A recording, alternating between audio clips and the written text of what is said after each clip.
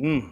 Good question. Let me answer that for you. Here we go. Okay, have you heard of the leapfrog, like digital leapfrog? So let me explain what this is. So the United States, well, if you go back to the Industrial Revolution, each country industrialized at different rates. That's right. So Europe industrialized first, added machines, right, in the late 1700s. And then the next country, the next country, the next country. Each country that industrialized after, it happened faster. That's right. Because they were able to build off of the lessons of the previous country. So the first country takes 100 years, the last country takes 5 years, right? That's how it happens. But also because of the leapfrog. And so like in the United States, for example, we had wireless phones. It took about 80 years to reach 80% adoption in wired phone lines. We had phone lines all over the United States. So when the internet came, the internet grew very rapidly in the United States because we had wired phone lines. And of course, if you're old enough to remember, the early days of getting on the internet, it was through your phone, right? Remember the noise that I made? But in Africa, they didn't have the whole country wired. Watch what happened in Africa. So they couldn't have internet because they didn't have the phone line everywhere. So what they did is when the US got wireless, Africa just leapfrogged past the whole wired thing and went directly to wireless internet. Watch this. That's what we're talking about with the leapfrog. It was a wireless moment, and that's exactly where we are in the monetary system. So remember, the bonds and the correspondent banks and the SWIFT system and all of that, that's the wired phone system. But what if we just leapfrogged right past that with a new system? And that's what we have. It's called Project Bridge. This is brought by the B.I.S. Now, I've drawn this before. If we have all the central banks. Again, you said B.I.S. What does it stand for those who just came in?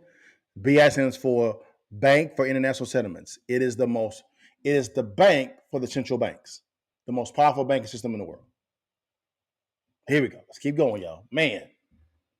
Banks, the U.S. Central Bank, the Bank of England, the Bank of Japan, the Bank of China, etc.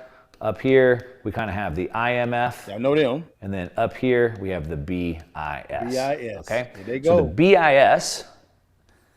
and China have just created something called Project Bridge, which is the leapfrog. Wow. But let's jump right to the B.I.S. website and take a look at this. So this is a screenshot directly from the B.I.S. website, Project Bridge, connecting economies through a CBDC. Yes, that's a central bank digital currency. Yes, the thing that you fear the most, it's here. The central bank digital currency. What we have, let's pull up a little bit of text directly off of the B.I.S. website, directly in their own words. It says right here that payment systems underpinning cross-border financial flows has not kept pace with rapid growth. So the payment systems underpinning cross-border flows, what is that? That would be the existing system, the SWIFT payment system, the correspondent banks, the thing that's keeping the US dollar entrenched per the dollar bulls. That system, it doesn't keep up, hasn't kept pace with rapid growth. The global network of correspondent banks, there's that word, that facilitates international payments is hindered by high cost, low speed, and transparency, and operational complexities. It's way too complex. And it's way too risky because, you know, the U.S. could just censor us, shut us off, sanction us at any time. Emerging market and developing economies need affordable access to the global financial system. They can't afford to pay these crazy fees to this old antiquated system of the correspondent banks and the SWIFT system. We can't afford to do that anymore. We need something better. So now we need multiple CBDCs, multi-central bank digital currencies, arrangements that directly connect with each other, offering significant potential to improve the current system. Creative destruction. When a new way is created, it kills the old way. The B.I.S., Bank of International Settlements, Innovation Hub, Hong Kong Center, so Hong Kong is the financial center of Asia and kind of the world, which is of course owned and controlled by China. The Hong Kong Monetary Authority. There they go again. Other Asian banks as well. And of course the People's Bank of China, PBOC. The Central Bank of the United Arab Emirates, UAE. Of course, the energy hub of the world. Are working together to build such a multi-CBDC platform known as Project Bridge. Oh man, there you have it. It's directly. They trying to sidestep the whole SWIFT system. Man, let's keep it 1,000. You are concerned about what's going on with this economy. I know I would be, man. You have the stock market not doing too well. You have inflation outpacing wages right now. And you have major companies looking at laying off a lot of people. Man, I had a friend of mine whose wife works for a major pharmaceutical company, and they're talking about laying off scientists, man, scientists. It's getting real out there, guys. But hold on, wait a minute. It's not the end of the world for those that actually have a counter move. More than ever, it's time for everyday Americans to begin looking at a side hustle, a business for them to begin building now, and for them to be able to have the ability to pass the business on to second and third generation. Now, what business model is best for you? That's a great question, and the only person that can answer that question is you. The good news is a good friend of mine, Matt Sapala, actually did a good presentation on presenting the passive income blueprint. 3 effective ways to generate $1.5 million in passive income. The most powerful word in business is cash flow. And even a more powerful word is passive cash flow. I know, because I've been able to live the life of my dreams because of passive income. Most individuals focus on commission-based, generating commission. What if you can actually generate $1.5 million in passive income that can change not only your life, but generations to come, guys? Click on the link below or swipe up, guys, and I think you'll be blessed with what you see. God bless you. See you on this side.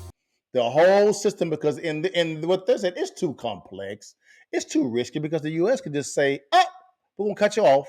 Now we need to have multiple central digital currencies, right?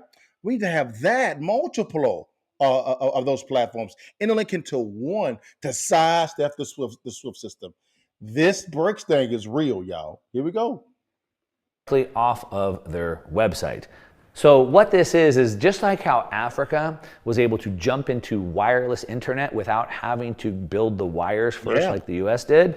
Well, China is now bypassing the entire financial system, not by trying to rebuild or duplicate the old archaic system that doesn't work. No, they're building a brand new system to bypass or leapfrog over it. And that is the Bridge. It's a cross-bridge CBDC platform that does 3 purposes that align perfectly with China's mission and vision. So what are those? First, to block. It prevents them from being blocked by U.S. sanctions and surveillance. So now they can move. Wait a minute, that's a threat right there to the U.S. dollar, right? And the sanctions. Here we go. Move money around without the U.S. seeing what they're doing or having the ability to sanction them, like what happened to Russia. It builds non-USD rails. So the rails is the way the money moves. Now they can move it in a whole new system without having to use the US dollar. And they can do that with their key partners. Key partners like UAE for energy. Key partners. BRICS. It expands their offshore liquidity for their own currency. And it builds massive influence for their geoeconomic sphere, for the countries that they want to do business with. They have massive influence now because they're expanding their liquidity into this new system. So it kind of looks something like this, look what it looks like, yo. Where each country has here's Thailand, or here's China, Hong Kong, etc., UAE. And their banks work through, and they all come in here, and then they swap, and they go back out. It's the bridge. This is the hub where they do the exchange. And we can see, here's like these are screenshots directly off the B.I.S. website. And so you can kind of see all the commercial banks send it to the central bank, and then the central banks can exchange amongst themselves, and then push it right back out to the commercial banks. And then, of course, you and I, we'd be all the way out here. Now, this is something that's been underworked for a while. We can see the timeline here started back in 2000. Quick question, that right there, guys, that completely kind of usurps the dollar. Here's the question. Have they tested this out? Let's find out and see. 17. It's been advancing all the way till 2022, where it was successfully conducted using real value transactions. Meaning this is no more in theory or in design. It's actually out. It's been tested. It's been proven. And it works. So it's time to face the uncomfortable reality. Listen. The uncomfortable reality is that the world is changing. It is. What we know as money is changing. And the world of control and money of the US dollar is also changing. All right. And it's not going to happen sometime in the future. It's here right now. Yes. If you're looking at the world from a geoeconomic, a geopolitical lens, if you're looking at the world as a game board, you want to understand who the players are and what their moves are. And anybody that looks at that has to recognize that this is underway. It is. The users of this, I do want to say the users of this as of right now, it's not the time to go be scared and hide in your house. Of course. The users of this right now are central banks, commercial banks, as I just drew out, and even state banks. Yes. It's not designed yet for a retail CBDC. Not yet. Phase one, let's get it working between the banks. Phase two, we can try to put out to the individual people. But this is coming. The dollar's days are coming to an end. Now, when I say coming into an end, like I said, the dollar took over from the pound sterling 100 years ago. It's still the third most used currency today. Some people are going to watch this and go, oh my gosh, Mark, what's going to happen? Am I going to wake up one day and my dollars will buy me half as many goods and services?